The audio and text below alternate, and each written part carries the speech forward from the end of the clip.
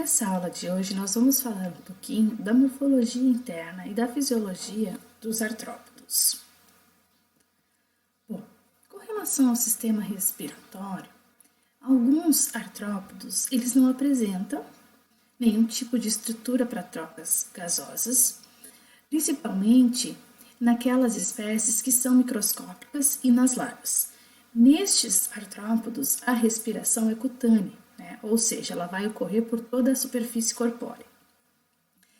Já nos artrópodos conhecidos como crustáceos, pelo fato deles serem a maioria aquáticos, a respiração, as trocas gasosas, ela é realizada pelas brânquias. As brânquias, nesses artrópodos, elas surgem como expansões, modificações, geralmente em formato laminar ou filamentoso, dos apêndices torácicos, na maioria dos crustáceos, mas em alguns as brânquias podem surgir como modificações dos apêndices abdominais. Ou, além disso, através de modificações de projeções internas da própria parede do corpo, certo? As brânquias, então, geralmente apresentam uma grande superfície interna para facilitar as trocas gasosas e às vezes elas acabam ocupando boa parte da região torácica ou cefalotorácica dos crustáceos. Nessa imagem aqui, que é um esquema de um caranguejo, nós temos aqui as brânquias em formato aqui laminar. Nessa imagem aqui, mostrando para vocês a água entrando pela cavidade bucal, passa pelas brânquias e nas brânquias então é retirado o oxigênio e posteriormente então é eliminado o gás carbônico. Já nos insetos, miriápodos e aracnídeos, já que eles são artrópodos terrestres, o sistema respiratório ele é diferenciado, ele é diferente. Existem então dois tipos de sistema respiratório nos artrópodos terrestres, o sistema traqueal e os pulmões foliáceos.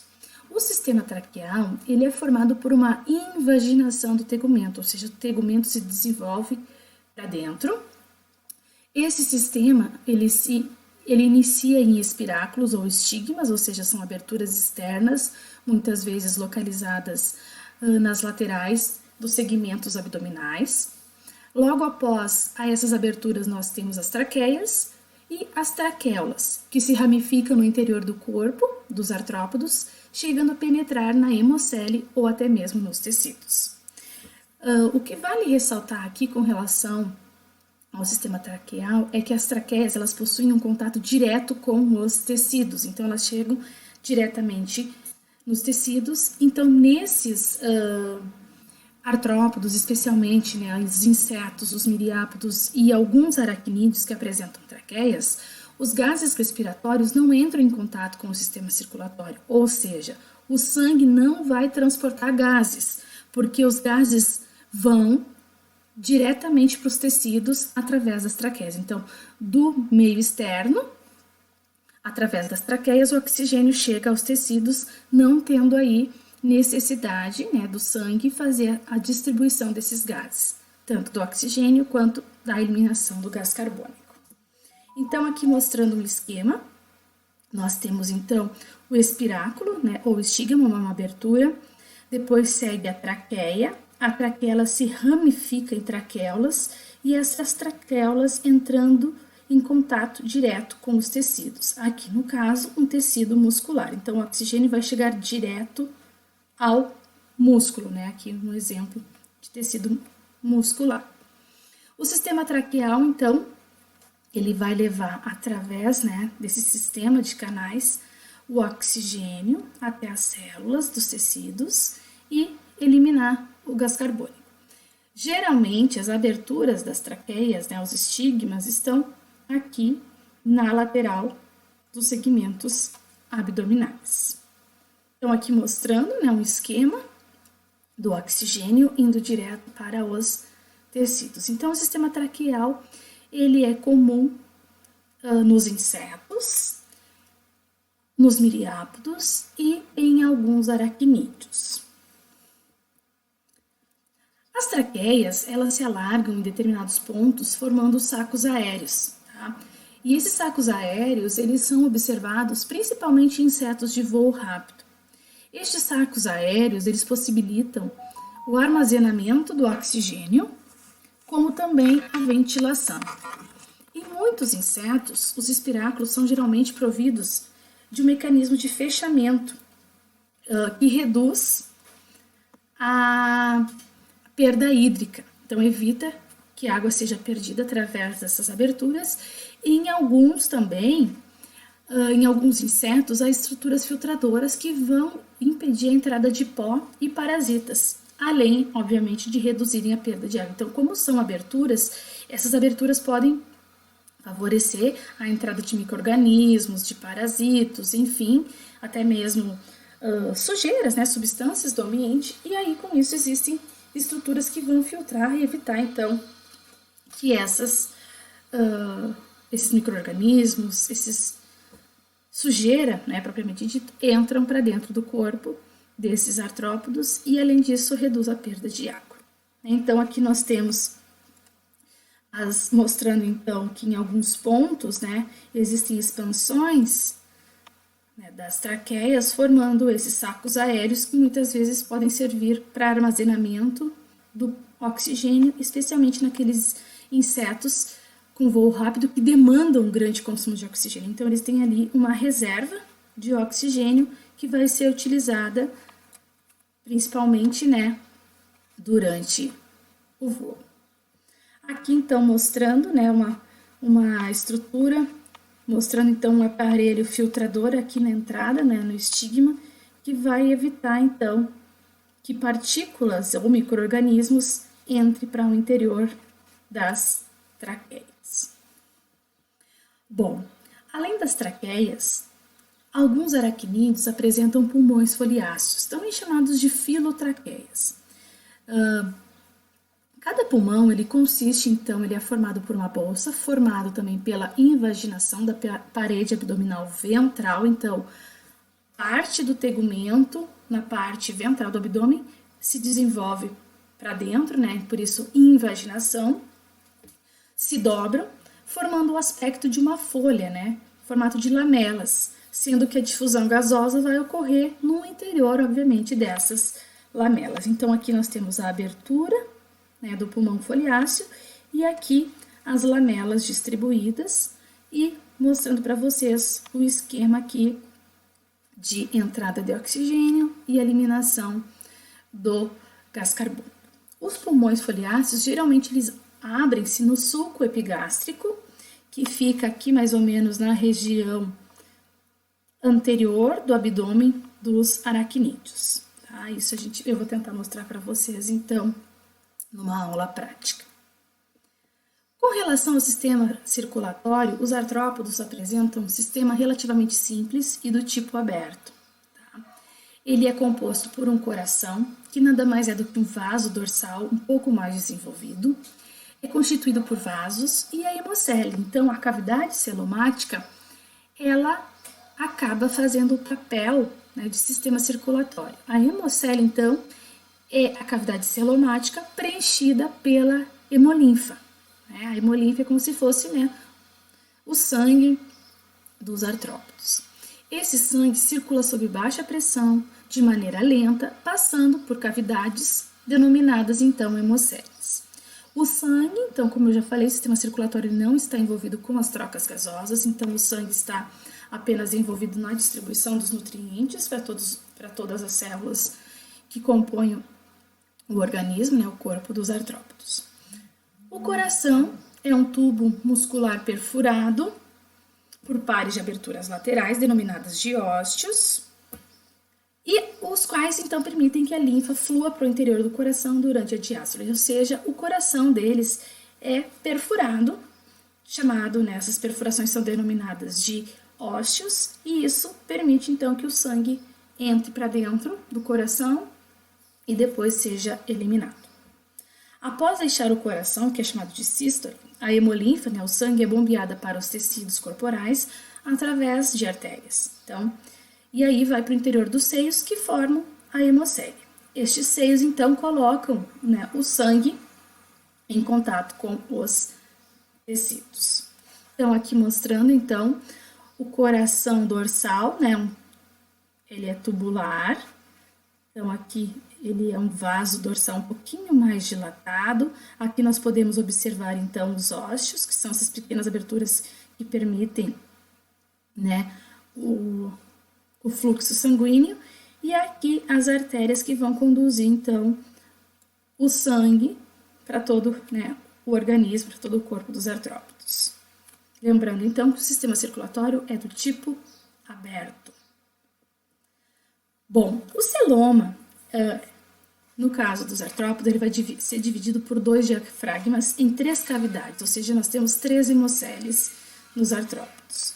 Nós temos o pericárdio, dorsal, que vai incluir, então, o coração, o perivisceral, que vai ser uma hemocele central, que vai circundar o tubo digestivo, e o perineural, que é uma hemocele ventral que vai conter o cordão nervoso. Então, o celoma sendo dividido, então, por 2 diafragmas em 3 hemocélies.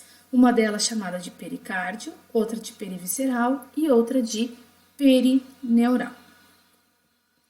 Bom, a circulação, então, como eu falei, é aberta ou lacunar, então, o sangue, ele vai, né, ser levado, então, até seios, e desses seios chegam, então, aos tecidos.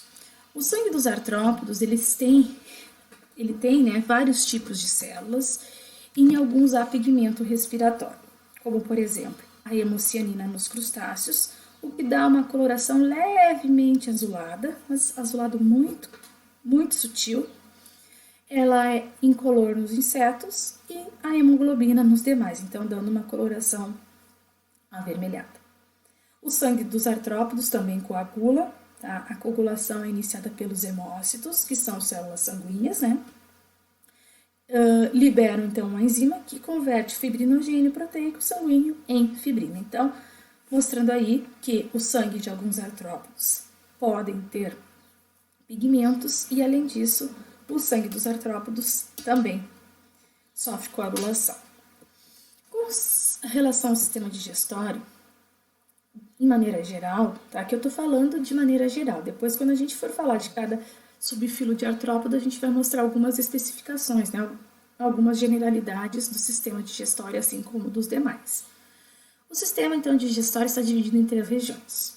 O intestino anterior, que é chamado de estomodeu, o intestino médio, que é chamado de mesêntero, e o intestino posterior, que é chamado de proctodeu. Lembrando que os intestinos anterior e posterior são revestidos por quitina, então eles são invaginações do exoesqueleto e por isso sofrem muda, ou seja, eles têm origem ectodérmica, então por isso são trocados durante o processo de muda. Então, aqui mostrando o intestino anterior, o estomodeu, depois o intestino médio, mesêntero, e o intestino posterior, chamado de proctodeu. O estomodeu, ou intestino anterior, então, ele é composto pela boca, cavidade bucal, faringe, esôfago, em alguns subdividido em papo e moela, e as glândulas salivares. Então, é a porção anterior do trato digestório. É a região responsável pela ingestão, pela trituração mecânica e armazenamento do alimento. Tá? Então, aqui não tem a digestão propriamente dito, e sim a ingestão, a maceração e o armazenamento. Tá? Como eu falei, o sistema, essa parte anterior do sistema digestório tem origem ectodérmica, portanto,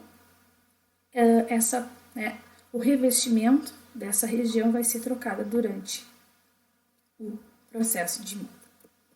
O mesêntero, ou intestino médio, então é a porção, como o próprio nome diz, mediana do trato digestório, é constituída, então, pelo estômago, pela glândula digestiva e pelo hepatopâncreas, que no caso dos artrópodes acaba fazendo o papel de um fígado, né? Muitas vezes, né, com armazenamento de diversas substâncias. É responsável pela produção de enzimas, a digestão e a absorção do alimento. Então, é a porção aonde são liberados as enzimas que vão fazer a digestão e posteriormente o intestino vai fazer a absorção do alimento. Em alguns, há invaginações formando bolsas ou grandes glândulas digestivas que aumentam a área para digestão e a absorção do alimento. Geralmente, a absorção dos nutrientes ocorre nos secos gástricos, ou também chamado de secos digestivos. O sistema digestório, essa parte mediana, o mesêntero, ele tem origem endodérmica, portanto, não sofre muda. E já a porção posterior, chamada de proctodeu, é constituído pela porção final do intestino, o reto e o ânus. Em alguns, podem existir glândulas anexas, como por exemplo glândulas anais e papilas retais, que vão ter por função absorver água. E geralmente é responsável pela absorção de água e a formação das fezes. É a porção final, então, do trato digestório. E por ter origem ectodérmica, sofre muda. Com relação ao sistema excretor, a excreção, então, ela é realizada por dois tipos de estruturas, ou por protonefrídeos ou por túbulos de Malpighi. Os protonefrídeos, eles são estruturas em formato de saco e, de acordo com a cor e ou localização, recebem a denominação de glândulas antenais ou maxilares nos crustáceos. Então, se estão localizados nas antenas, glândulas antenais, se estão localizados nas maxilas, glândulas maxilares, ou se estão associados aos apêndices torácicos, vão receber o nome de glândulas coxais, como por exemplo nos aracnídeos. Além dessas glândulas antenais, maxilares ou coxais, o sistema excretor típico dos insetos, miriápodos e aracnídeos são os túbulos de Malpighi, que são túbulos que desembocam no início do sistema digestório, ou seja, no proctodeu, e eles têm por função capturar os excretas nitrogenados da hemolímpho. Além destes órgãos, além de protonefrídeos ou de túbulos de Malpighi, existem células pericárdicas, como nefrócitos, e corpos graxos ou adiposos, que têm o papel de armazenar lipídios, proteínas e urados. Os excretas nitrogenados. No caso dos insetos, vai ser ácido úrico, miriápodos, aracnídeos, também ácido úrico e amônia nos crustáceos, ou seja, aqueles insetos, aqueles artrópodos, insetos, miriápodos e aracnídeos que são terrestres, eles vão eliminar ácido úrico. E no caso dos crustáceos, que são aquáticos, vai ser amônia. Aqui mostrando os túbulos de Malpighi, então, dos insetos. Então, eles surgem como uma expansão da parte anterior do trato digestório, do proctodeu. Esses túbulos de Malpighi, então, vão ter aí a função de eliminar os excretas nitrogenados. O ácido úrico, a amônia e, juntamente com eles, a água. O ácido úrico, a amônia e a água vão ser filtrados lá da hemocele, do celoma, e vão ser liberados através do ânus para o ambiente externo. No caso dos crustáceos, são também chamados de glândulas verdes, ou são as glândulas antenais, ou as glândulas maxilares, que vão ter essa função de eliminar esses excretas nitrogenados no formato de amônia para o meio externo. Bom, com relação à reprodução, a maioria dos artrópodos são dioicos, ou seja, tem sexos separados. Tem o macho, tem a fêmea, e muitos artrópodos, eles têm dimorfismo sexual. Esse dimorfismo sexual, geralmente, ele é com relação ao tamanho do indivíduo. Muitas vezes, em algumas espécies, os machos sendo maiores que as fêmeas, ou em outras é o contrário, como por exemplo algumas aranhas, as fêmeas são maiores. Além disso, também podem ter, esse dimorfismo sexual pode ser evidenciado em alguns apêndices, como por exemplo o tipo de antena que a gente observa em alguns insetos pode diferenciar os sexos. No caso dos crustáceos, o tamanho do quelípto, da pinça. Além disso, O formato do abdômen também nos crustáceos é usado como uma característica para diferenciar os sexos, tá?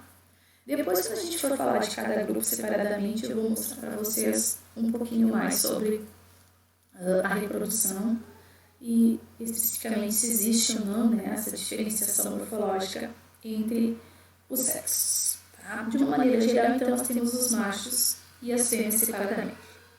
Nos artrópodos aquáticos, geralmente a fertilização é externa, então óvulos e espermatozoides são lançados na água e lá vai ocorrer a fecundação. Nos artrópodos terrestres, geralmente a fertilização interna ou com cópula direta, como por exemplo nos insetos, ou através da transferência de espermatófilos, ou seja, os machos eles vão muitas vezes transferir os espermatozoides em pacotinhos para as fêmeas. Tá? Geralmente eles utilizam alguns apêndices modificados para transferir esse sêmen para a fêmea, como por exemplo em algumas aranhas e alguns escorpiões. Alguns artrópodos são hermafroditas. O hermafroditismo ele é encontrado em algumas espécies de crustáceos, especialmente crustáceos sésseis, como por exemplo as cracas, né, os cirripédios, e alguns crustáceos copépodos parasitos. Tá? Nesses, então, não tem a diferenciação de macho e fêmea, são hermafroditas. Alguns crustáceos possuem intersexos e inversões sexuais, ou seja, em determinado momento do seu ciclo de vida eles atuam como um sexo e com o passar do tempo eles passam a atuar como o sexo oposto. Tá? Em crustáceos e insetos é frequente também a partenogênese, tá? Que é um tipo de reprodução em que a fêmea fecundada ela produz descendentes sem a participação de um macho. Alguns artrópodos, como eu falei, produzem espermatóforos e os machos vão entregar esses espermatozoides através de apêndices e isso é bem comum em aracnídeos e alguns no caso aracnídeos, né, no caso algumas aranhas e nos escorpiões. Alguns artrópodos apresentam um comportamento de corte, então o macho ele vai ter um comportamento elaborado, como por exemplo essa aranha aqui, em que o macho ele faz uma dança levantando, né, os apêndices, os pedipalpos, para mostrar para a fêmea que ele está apto à reprodução. E em alguns é observado o cuidado parental. O cuidado parental ele é o cuidado, né, que as fêmeas vão ter com os ovos ou geralmente com os juvenis após a eclosão, como ocorre, por exemplo, em alguns crustáceos e alguns aracnídeos. Aqui então eu trouxe uma aranha transportando as aranhas, né, os seus filhotinhos, no cefalotórax. Então esse cuidado parental muitas vezes é realizado pela fêmea, né? Logo após o nascimento dos filhotes, a fêmea vai carregar esses filhotes por algum tempo, muitas vezes para garantir a sobrevivência desses filhotes. Com relação ao desenvolvimento, a maioria dos artrópodos, então, apresenta um desenvolvimento direto com formas larvais, tá? Então, no caso dos crustáceos, eles vão ter larva, e no caso dos insetos, a larva dos insetos são as famosas larvas, né? O desenvolvimento direto, ele então varia, né, entre as formas de artrópodos, entre os grupos, mas de uma maneira geral, né, nos insetos que têm desenvolvimento holometábulo, eles vão passar então pela fase de larva, depois eles vão formar a pupa ou crisálida e dali vai eclodir um animal adulto. Tá? Em alguns grupos o desenvolvimento é direto, eclodindo então um animal semelhante ao adulto. Isso ocorre em aracnídeos, miriápodos e alguns crustáceos de água doce e alguns insetos. Tá? Para vocês terem uma ideia, 70% dos insetos têm desenvolvimento indireto e 30% outros tipos de desenvolvimento, como, por exemplo, o desenvolvimento direto. Eu não entrei aqui em detalhes nos outros tipos de desenvolvimento, porque isso a gente vai ver depois lá nos insetos que apresentam formas intermediárias de desenvolvimento. De uma maneira geral, artrópodos têm larva, desenvolvimento direto, mas alguns grupos, desenvolvimento direto. Depois, então, eu vou mostrar para vocês, eu vou deixar disponível no YouTube um vídeo sobre metamorfose da borboleta. Aqui mostrando, então, as fases larvais, né, de alguns artrópodos, aqui uma lagarta, e algumas larvas de díptera, que são, né, os mosquitos, moscas, enfim. Bom, muitos artrópodos, as fêmeas apresentam a vagina, né, alargada, outras possuem um marsúpio ou bolsa incubadora, como por exemplo crustáceos peracáridos, como por exemplo os tatucinhos de jardim, os anfípodas de água doce, ou apresentam modificações nos apêndices abdominais para guardar os ovos até a eclosão das larvas, ou seja, as fêmeas, após a fecundação, elas incubam os ovos, elas vão carregar os ovos em estruturas especiais. Tá? Algumas fêmeas possuem um ovipositor, né, no caso dos insetos, que é um apêndice abdominal fusionado, especializado para postura, ou seja, para a colocação dos ovos em substratos específicos. Isso é bem característico de fêmeas de insetos. Algumas espécies desenvolvem na fase adulta os caracteres sexuais secundários, né? Ou seja, aqueles caracteres que a gente pode muitas vezes diferenciar o macho e a fêmea, e além disso são caracteres sexuais que nos dão indício de que esses indivíduos estão aptos à reprodução, certo? Nos machos, nós podemos, então, considerar como caracteres sexuais secundários a forma das antenas, a cor das asas, a emissão de sons, presença de quelípedos maiores, no caso dos caranguejos, e o desenvolvimento de gonopódios, que são apêndices abdominais próprios para transferência dos espermatozoides para as fêmeas, tá? Como é no caso dos caranguejos. As fêmeas apresentam geralmente como indicativo de caráter sexual o aumento do volume abdominal, isso é bem característico nos insetos, o tamanho corporal maior, a forma abaulada do abdômen, ou seja, um abdômen mais arredondado, como a gente observa nos caranguejos, a presença de bolsas incubadoras, né, a presença de marsúpios em alguns crustáceos, como por exemplo, cladóceos, danaidáceos, tatuzinhos de jardim, e no caso dos insetos, as fêmeas vão apresentar os ovopositores, ou seja, as estruturas para depositar os ovos no ambiente, como a gente observa então nos ortópteros, grupo, né, dos gafanhotos, e nos himenópteros, que são, né, o grupo das abelhas, das vespas, enfim, certo? Então, de uma maneira geral, os artrópodos, então, têm sexos separados, a maioria com desenvolvimento indireto e, além disso, muitos artrópodos, as fêmeas vão incubar os ovos, ou seja, elas vão carregar os ovos com elas, mas no caso dos insetos, muitas vezes as fêmeas vão depositar os ovos no ambiente. E, além disso, alguns artrópodos, após a eclosão dos filhotes, elas vão ter um cuidado parental, ou seja, as fêmeas vão carregar os filhotes junto ao seu corpo para garantir uma maior sobrevivência destes animais. Bom, com relação ao sistema nervoso, os artrópodos apresentam um sistema nervoso bem desenvolvido, semelhante ao dos anelídeos, um cérebro dorsal e um cordão nervoso duplo. Tá? Lembrando que o sistema nervoso dos artrópodos é do tipo ganglionar, vários gânglios da cabeça se fundem, formando então um cérebro. Tá? O cérebro, que é o gânglio cerebral, ele é dividido em 2 ou 3 regiões, sendo cada uma delas um conjunto separado de gânglios segmentares coalescidos, ou seja, unidos.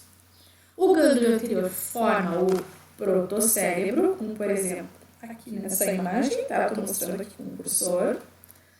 Depois, geralmente, né, o protocérebro é de posição dorsal, supraesofágico, ou seja, está acima do esôfago. E quando presente, nós temos também o deltocérebro, que é uma região mediana aqui do gânglio cerebral. E o gânglio mais posterior, que é o tritocérebro. Tá? Crustáceos, insetos e miliápodos possuem, né, o gânglio cerebral, o cérebro tripartido, ou seja, composto por proto, por delto e por tritocérebro.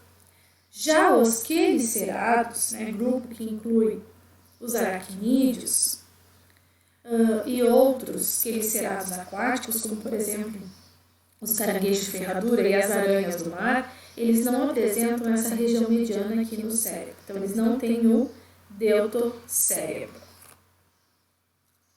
Bom, com relação aos órgãos dos sentidos, geralmente são associados às modificações do exoesqueleto. Geralmente, os órgãos sensoriais dos artrópodos estão localizados na cabeça e, geralmente, eles têm uma grande sensibilidade. Muitos artrópodos têm olhos compostos, capazes de ver cor e movimento da presa ou predador. Alguns têm olhos simples, com poucos fotorreceptores, que são apenas sensíveis à luz, são capazes de formar uma imagem muito rudimentar.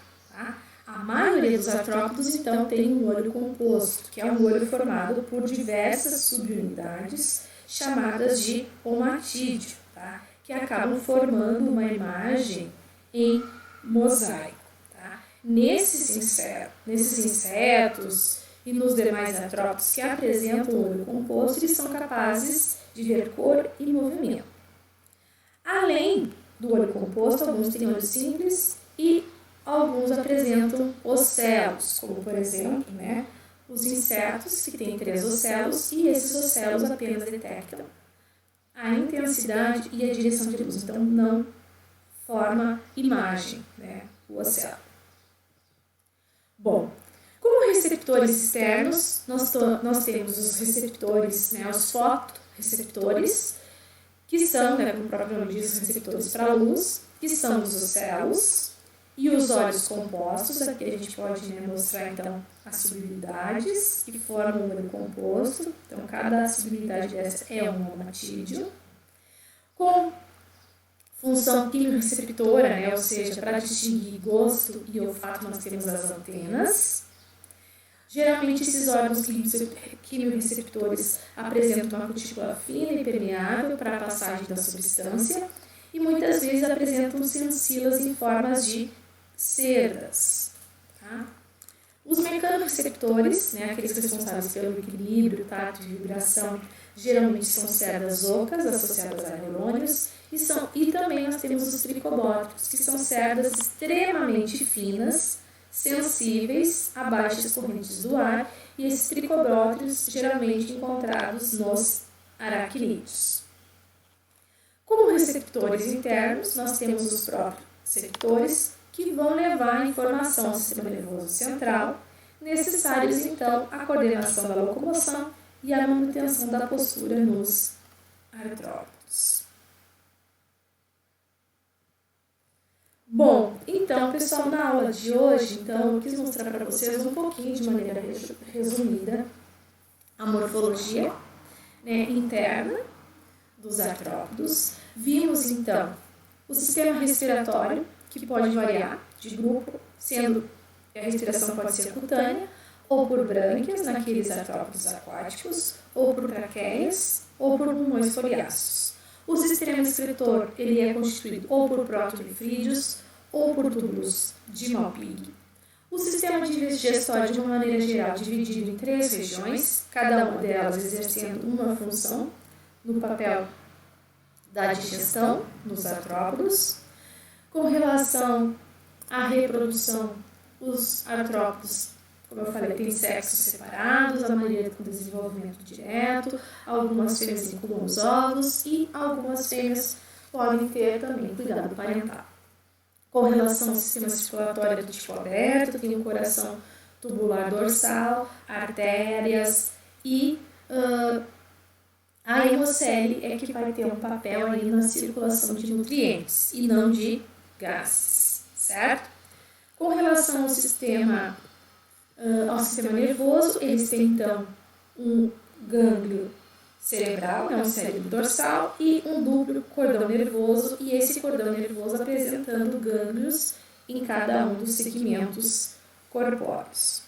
E os órgãos dos sentidos, muitas vezes, então, concentrados na região da cabeça, mas alguns insetos, alguns crustáceos, os aracnídeos também apresentam muitas cerdas espalhadas ao longo do corpo, que vão ter aí também uma função de mecanorecepção. Bom, os artrópodes, então, foram os animais que tiveram como contribuições, biológicas. Quais foram, as derivações, o que surgiu de novidade evolutiva com os artrópodes? Uma maior tagmose, ou seja, uma maior diferenciação do corpo em regiões. Então, isso aumentou a heteronomia. Com isso, ocorreu, então, uma maior centralização, um maior desenvolvimento da cabeça, concentrando ali, então, o sistema nervoso central e a maioria dos órgãos sensoriais. E essa maior tagmose, então, associada à maior fusão dos segmentos. E cada tagma, com apêndices diferenciados, exercendo funções diferenciadas, Geralmente os apêndices da cabeça com função de captura do alimento, função sensorial, os apêndices do tórax com função locomotora e os apêndices do abdômen, muitas vezes, ou com função locomotora ou com função reprodutiva. Por que os artrópodes conseguiram atingir tamanha diversidade e abundância? Os artrópodes, eles apresentam, então, um exoesqueleto versátil, apresentam uma segmentação e apêndices para uma locomoção muito mais eficiente. O ar é conduzido diretamente às células, especialmente nos insetos, naqueles que têm respiração através de traqueias, insetos, aracnídeos e alguns aracnídeos e os miliápodos, que apresentam traqueias. Então, o ar leva o oxigênio diretamente para as células. Órgãos sensoriais altamente desenvolvidos, padrões comportamentais complexos. E uma outra característica que também